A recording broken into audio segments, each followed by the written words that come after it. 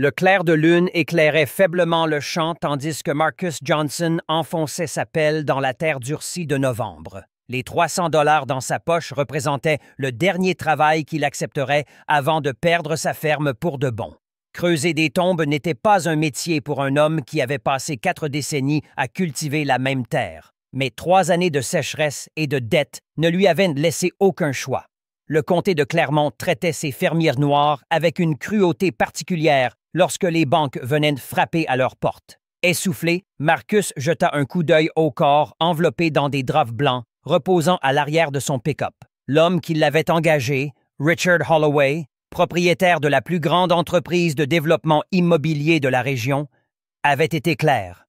Pas de questions, pas d'acte de décès, pas de témoins. Juste creuser profond et bien recouvrir. Marcus approfondit la tombe. La douleur dans ses genoux lui rappelait ses 58 ans, qui pesaient de plus en plus lourds. C'est alors qu'une brise nocturne porta un son si faible qu'il était presque imperceptible. Un gémissement. Son corps se figea. « Mon esprit me joue des tours », murmura-t-il, regardant à nouveau le corps immobile. Il s'approcha lentement du pick-up, le cœur battant contre sa poitrine. Avec des mains tremblantes, il écarta un coin du drap. La femme était pâle comme la lune, ses lèvres bleues, mais un léger frémissement de ses paupières précéda l'ouverture de ses yeux bruns, effrayés et confus. « Mon Dieu !» s'exclama Marcus, reculant en lâchant la pelle. Les yeux de la femme, désorientés, tentèrent de se fixer sur son visage alors que sa bouche s'ouvrait dans un cri silencieux. « Vous êtes vivante !»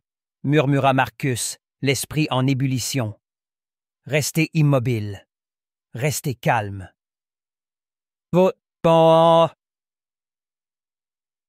Il recouvrit rapidement le corps avec le drap lorsqu'il entendit le bruit d'un moteur approchant sur la route de terre. Des phares illuminèrent la zone. C'était Holloway, de retour plus tôt que prévu. Marcus se positionna devant le pick-up, masquant le corps. « C'est fini? » demanda Holloway, son costume impeccable contrastant avec la saleté sur le visage de Marcus. « Je vérifiais la profondeur, » répondit Marcus, s'efforçant de garder une voix stable. « Le sol est plus dur que prévu. » Holloway consulta sa montre. « Je dois être au conseil municipal dans 1 heure. Terminé. » Ses yeux froids scrutèrent les lieux, s'attardant un instant sur la tombe. « Enterrez-la profondément. Ce terrain deviendra un complexe de luxe dans 6 mois. Je ne veux aucune surprise. » Marcus hocha la tête, priant pour que la femme reste immobile. « L'argent suffit? » demanda Holloway avec un sourire qui n'atteignait pas ses yeux. « Oui, monsieur. »« Bien. Considérez cela comme un acompte. » Holloway baissa la voix. « Si quelqu'un pose des questions sur Eliza Walsh, vous ne l'avez jamais vue, jamais entendue. » Marcus sentit le sang se retirer de son visage. Eliza Walsh, l'avocate environnementaliste qui s'opposait aux projets immobiliers de Holloway dans les zones humides protégées. Sa mort soudaine avait été vaguement mentionnée dans le journal local 2 jours plus tôt. « Compris, » dit Marcus, serrant la pelle si fort que ses doigts lui faisaient mal. Holloway remonta dans sa voiture, mais avant de partir, il ajouta « Je suis désolé pour votre ferme, Johnson. Des temps difficiles. Peut-être qu'on pourra vous trouver une place sur le projet une fois tout réglé. » Chantier. Quand la voiture disparut dans l'obscurité, Marcus courut vers le pick-up. La femme tremblait maintenant, ses yeux écarquillés de panique silencieuse. « Je vais vous sortir d'ici, » murmura-t-il, la soulevant avec précaution.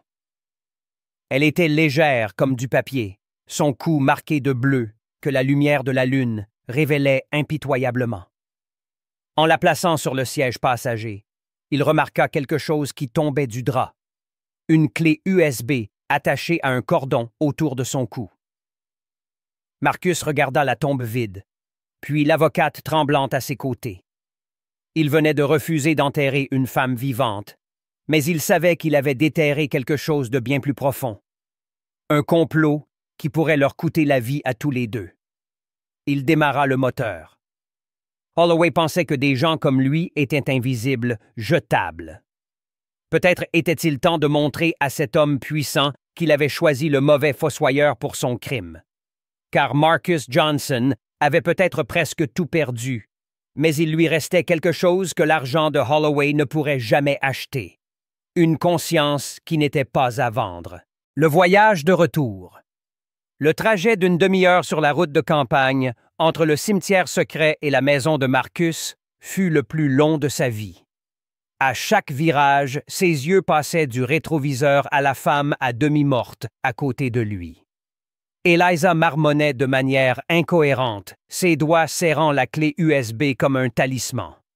Lorsqu'ils atteignirent enfin la petite maison en bois à l'arrière de la ferme autrefois prospère, Marcus la porta à l'intérieur. Sa nièce Jasmine, une infirmière de 29 ans qui vivait avec lui depuis la mort de ses parents, était réveillée dans la cuisine.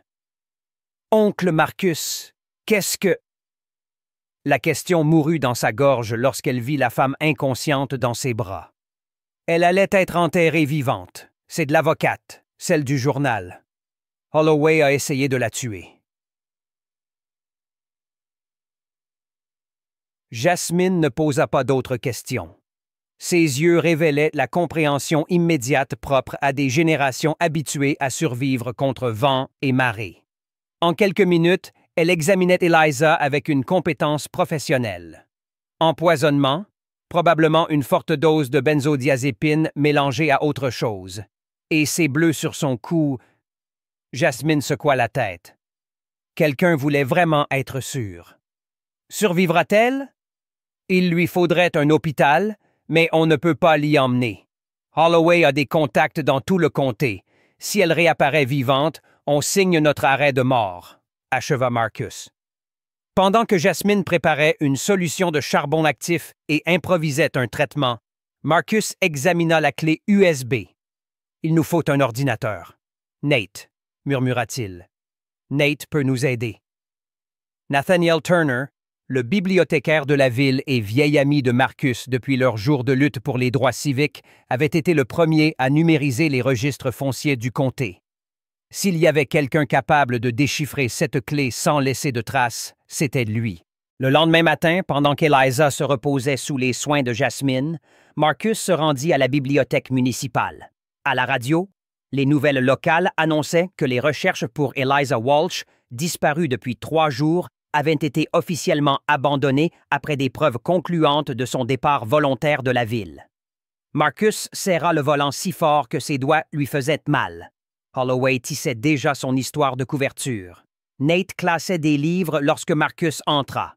À 63 ans, avec ses lunettes épaisses et sa posture voûtée, il semblait inoffensif, ce qui faisait précisément sa valeur. « J'ai besoin d'un service », murmura Marcus, glissant discrètement la clé USB.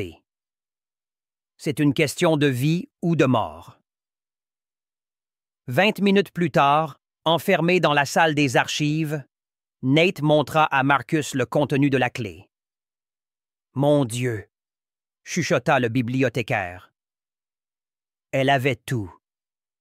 À l'écran s'affichaient des documents, des photos aériennes et des analyses chimiques prouvant que Holloway avait délibérément contaminé des terres protégées avec des déchets toxiques. Des courriels montraient qu'il avait soudoyé des inspecteurs environnementaux et menacé des fermiers locaux. Parmi eux, Marcus reconnut son propre nom sur une liste intitulée « Acquisition prioritaire ». « Il n'a jamais prévu de me laisser garder ma terre », dit Marcus, une colère froide montant en lui. « Les sécheresses qui ont ruiné mes récoltes n'étaient pas naturelles », ajouta Nate, pointant un document détaillant le détournement illégal des eaux souterraines. De retour à la ferme, Marcus trouva Eliza éveillée, bien que faible. Ses yeux, autrefois flous, brillaient désormais d'une lucidité féroce. « Vous m'avez sauvé, » murmura-t-elle. « J'ai fait ce qui était juste. Savez-vous ce qu'il prévoyait pour votre terre? » Marcus hocha lentement la tête. « Maintenant, oui. Mais que pouvons-nous faire? Holloway possède pratiquement la ville. Il contrôle la police, le journal, même le tribunal du comté. C'est pourquoi je rassemblais des preuves pour le FBI, expliqua Eliza. La nuit où j'ai été attaqué, je venais d'envoyer un courriel au bureau fédéral de Memphis. Un éclair d'espoir traversa le visage de Marcus, mais il s'éteignit rapidement. Ils doivent penser que vous êtes morte maintenant. Son téléphone sonna, interrompant la conversation. C'était Holloway. Marcus mit le haut-parleur. « Johnson, il faut qu'on parle de votre propriété », tonna la voix arrogante. « Je suis prêt à être généreux, vu votre récent service. » Marcus échangea un regard avec Eliza avant de répondre. « Bien sûr, Monsieur Holloway, vous avez été très bon pour moi. Venez à mon bureau demain à 10 heures. J'ai une offre qui réglera tous vos problèmes financiers. » Quand il raccrocha, Eliza le fixa, choquée. « Vous n'allez pas y aller. » Marcus sourit pour la première fois depuis des jours, un sourire qui n'atteignait pas ses yeux. « Il pense que je suis juste un vieux fermier désespéré, sans option, le genre d'homme qui enterre des corps sans poser de questions. » Jasmine entra dans la pièce avec un plateau de thé. « Qu'est-ce que tu prévois, oncle? » « Quelque chose que j'ai appris en cultivant cette terre pendant 40 ans, répondit Marcus, regardant ses mains calleuses.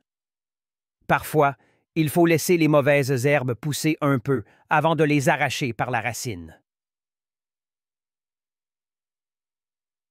Cette nuit-là, pendant qu'Eliza dormait, Marcus, Jasmine et Nate se réunirent autour de la table de la cuisine. Au centre, étalée comme une carte de guerre, se trouvaient des copies des documents de la clé USB, des plans de la mairie et un petit appareil d'enregistrement presque invisible apporté par Nate. « Holloway me voit comme un problème qu'il peut résoudre avec de l'argent, » dit Marcus, sa voix calme masquant la détermination dans ses yeux. « Il n'a aucune idée que je suis en réalité la solution à un problème bien plus grand. Le sien. Le face-à-face. Dans le bureau imposant de Holloway Development, Richard Holloway accueillit Marcus avec un sourire condescendant. La pièce était décorée de peintures coûteuses et de certificats d'entrepreneur de l'année. Par la fenêtre panoramique, on pouvait voir le projet qui remplacerait la réserve environnementale et, à terme, la ferme de Marcus. « Johnson, ponctuel comme toujours, » dit Holloway, désignant une chaise en face de son bureau. « Café? » « Non, merci, monsieur, » répondit Marcus, gardant les yeux baissés en s'asseyant. L'appareil d'enregistrement de Nate était parfaitement dissimulé dans un bouton de sa chemise en flanelle. « J'espère que vous vous êtes reposé après notre travail, » sourit Holloway. « Certaines tâches sont difficiles, mais nécessaires pour le progrès. » Marcus hocha la tête. « J'ai fait exactement ce que vous avez demandé. » Excellent. À propos de votre propriété, Holloway ouvrit un dossier. J'ai une proposition généreuse. Votre ferme vaut environ 300 000 $, mais avec les dettes accumulées, elle vaut bien moins. Je suis prêt à offrir 150 000 $ pour tout régler. Vos dettes, votre récent service, et il vous restera quelque chose en poche. Marcus regarda le document que Holloway poussait vers lui. Ça semble juste, vu les circonstances. Les circonstances? Holloway se pencha en avant. Précisez. Eh bien, la sécheresse qui a détruit mes récoltes 3 ans de suite, dit Marcus, marquant une pause. Curieux qu'elle n'ait affecté que ma terre, n'est-ce pas? Le sourire de Holloway vacilla une seconde. La nature est imprévisible, Johnson. Pas quand elle est manipulée. Marcus sortit une petite photo aérienne de sa poche tirée des documents d'Eliza. Détournement illégal d'eau. Ma propriété s'assèche pendant que vos nouveaux condominiums ont des lacs artificiels. Holloway retrouva rapidement son sang-froid. Des accusations sans fondement ne vont pas aider votre situation financière. Je ne suis pas là pour faire des accusations, répondit Marcus calmement. Je suis là pour négocier. Négocier? Holloway éclata de rire. Vous n'êtes pas en position de négocier quoi que ce soit, Johnson. Prenez mon offre ou la banque saisira tout dans 30 jours. Et qui sait quels autres problèmes pourraient survenir pour un homme dans votre situation? Comment enterrer une avocate environnementaliste vivante? Un silence lourd s'abattit sur la pièce. Holloway jaugea Marcus pendant plusieurs secondes avant de reprendre, sa voix basse et menaçante. Soyez prudent avec ce que vous insinuez, Johnson. Les gens disparaissent dans ce comté. Certains sont enterrés, d'autres s'évanouissent simplement. Marcus soutint son regard. Comme Eliza Walsh. Mademoiselle Walsh a eu un tragique accident. La police a confirmé sa disparition volontaire. Holloway ouvrit un tiroir, en sortit une bouteille de whisky coûteux. Écoutez, vous semblez confus, simplifions. Prenez l'argent et disparaissez. Poursuivez ces théories et vous finirez comme elle.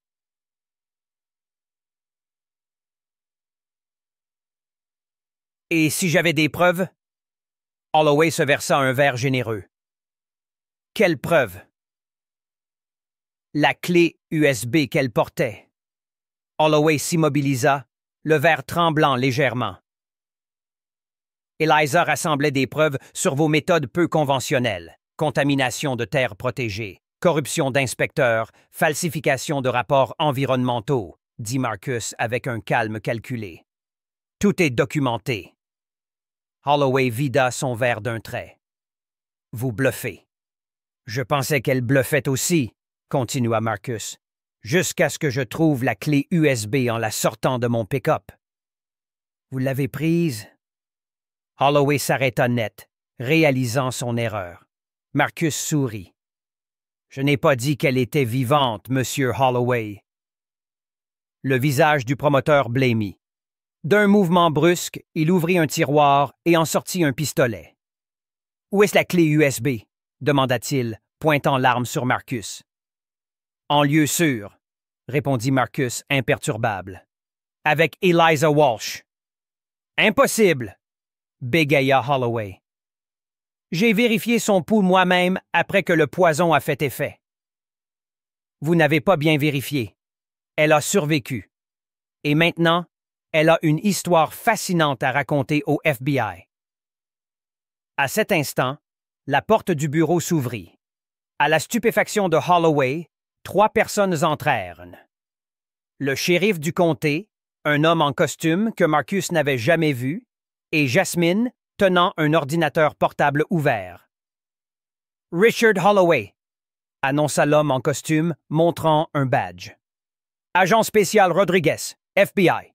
Vous êtes en état d'arrestation pour tentative de meurtre sur Eliza Walsh, crimes environnementaux et obstruction à la justice. »« C'est ridicule !» cria Holloway, tenant toujours son arme. « Shérif, arrêtez cet homme pour intrusion et menace !» Le shérif, habituellement un allié de Holloway, resta impassible. « Lâchez votre arme, Richard. » Jasmine tourna l'ordinateur, montrant la diffusion en direct de la conversation qui venait de se dérouler. Chaque confession, chaque menace, capturée par l'appareil de Nate est transmise simultanément au FBI, au procureur de l'État et au bureau du gouverneur. « C'est notre deuxième diffusion en direct, » expliqua Jasmine. « La première était hier soir, quand vous avez envoyé 2 hommes brûler notre maison et régler le problème d'Eliza Walsh pour de bon. Ils sont déjà en garde à vue. »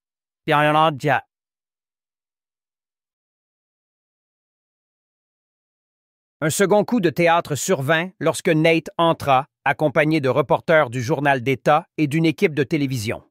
Derrière eux, entourés d'agents fédéraux, se tenait Eliza Walsh, pâle mais déterminée. « Richard Holloway, » dit-elle, sa voix encore faible à cause de l'empoisonnement. « Vous avez essayé de m'enterrer, mais vous avez oublié que certaines graines poussent mieux sous terre. » Holloway regarda autour de lui, acculé comme un animal. Dans un geste désespéré, il tenta de pointer son arme sur Eliza, mais le shérif fut plus rapide, le désarmant d'un mouvement précis. Alors que les agents menottaient Holloway, Marcus observa avec un calme inébranlable. Il n'y avait pas de colère dans ses yeux, seulement la dignité tranquille d'un homme qui venait de voir la justice triompher. « Comment? » marmonna Holloway tandis qu'on l'emmenait. « Vous n'êtes qu'un fermier ruiné. Comment avez-vous... » « Vous avez fait 2 erreurs, » répondit Marcus. « La première, c'est de penser que vous pouviez me contrôler avec de l'argent et des menaces. La seconde, bien plus grave, c'est de m'avoir choisi pour creuser cette tombe. »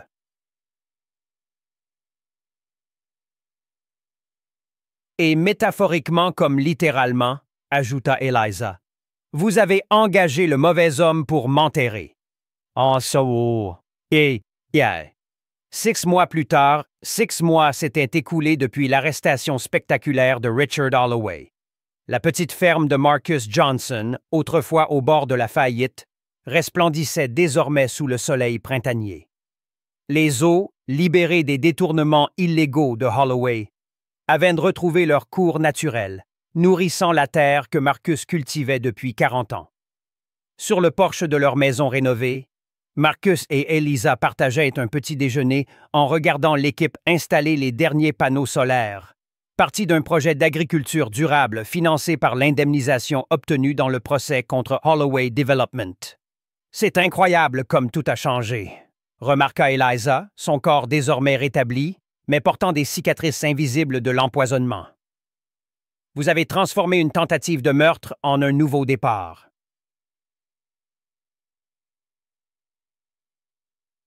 Marcus sourit discrètement. À 58 ans, son visage portait moins de rides d'inquiétude aujourd'hui. Ce n'était pas seulement pour moi. J'ai entendu dire que 3 autres fermes touchées par les détournements d'eau se rétablissent.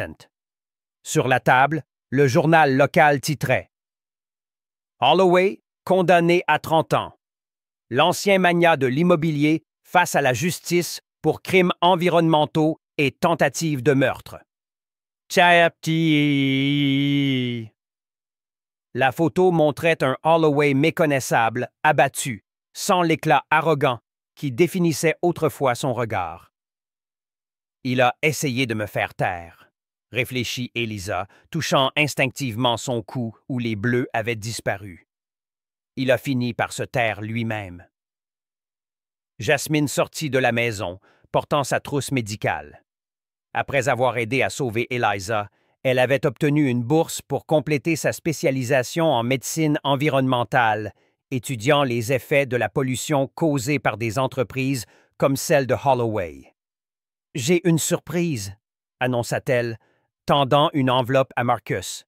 « L'université a approuvé le programme de stage pour jeunes fermiers. Ils commenceront le mois prochain, ici même, à la ferme. » Marcus ouvrit l'enveloppe et étudia le document avec soin.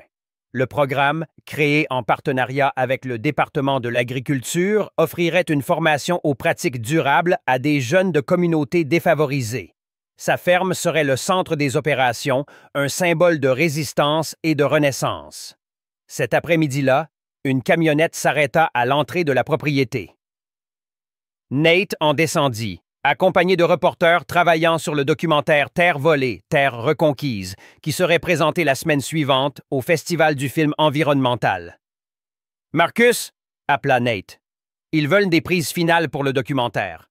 L'histoire attire l'attention nationale. » En parcourant la propriété avec les caméramens, Marcus montra les systèmes d'irrigation restaurés et les zones autrefois contaminées, en cours de réhabilitation. Il parlait avec son calme habituel, mais une nouvelle autorité perçait dans sa voix, celle de quelqu'un qui avait non seulement survécu, mais transformé son combat en un héritage.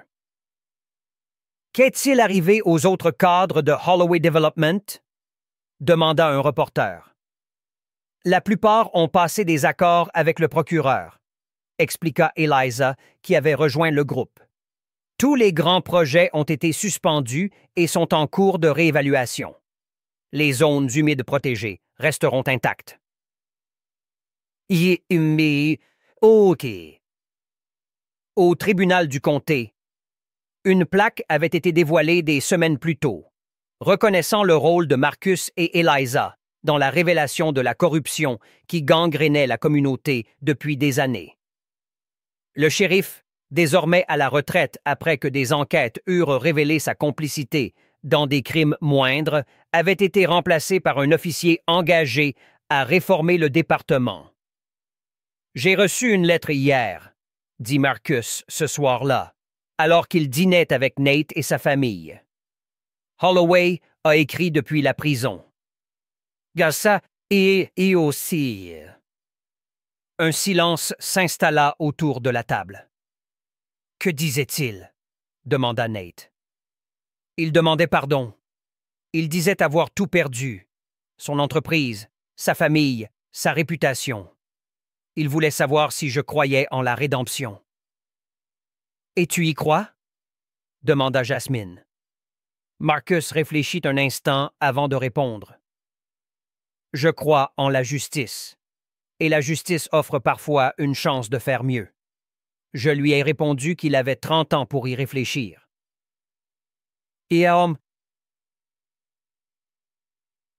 La semaine suivante, Marcus fut invité à parler au lycée local sur l'environnement et la justice sociale. Devant une salle pleine de jeunes, pour la plupart enfants de fermiers et de travailleurs ruraux, il ne parla ni de Holloway ni de vengeance. Il parla de résilience, de la dignité qu'aucun pouvoir ne peut enlever. Quand ils m'ont engagé pour creuser cette tombe, dit-il, ils pensaient que j'étais juste un homme désespéré, quelqu'un de jetable, qui ne poserait pas de questions. Il marqua une pause, regardant les visages attentifs. Leur erreur a été de ne pas réaliser que ceux qui travaillent de la terre connaissent sa vraie valeur. Ils savent la différence entre ce qui peut être acheté et ce qui est inestimable. La salle éclata en applaudissements. Parmi le public se trouvaient plusieurs anciens employés de Holloway, désormais engagés dans des projets de restauration environnementale, ayant trouvé un sens plus grand que le profit. 6 mois après avoir suivi une formation spécialisée, la première promotion du programme de jeunes fermiers obtint son diplôme à la ferme de Marcus. Dans le cadre de la célébration, ils plantèrent une rangée de chênes le long de l'entrée de la propriété, des arbres qui mettraient des décennies à atteindre leur pleine hauteur. « Pourquoi des chênes ?»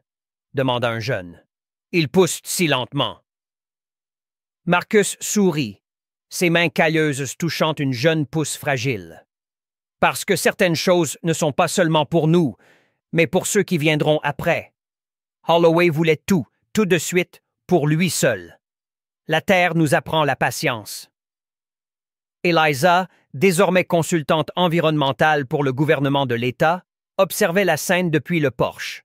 Son téléphone sonna. Une autre ville demandait son aide pour lutter contre des pratiques de développement prédatrices. « Tu es sûr de vouloir continuer? » demanda Marcus plus tard. « Après tout ce que tu as traversé. » « J'ai été enterré une fois, » répondit Eliza, entrelaçant ses doigts avec les siens. « J'ai découvert que certaines choses poussent mieux quand on essaye de les enterrer. »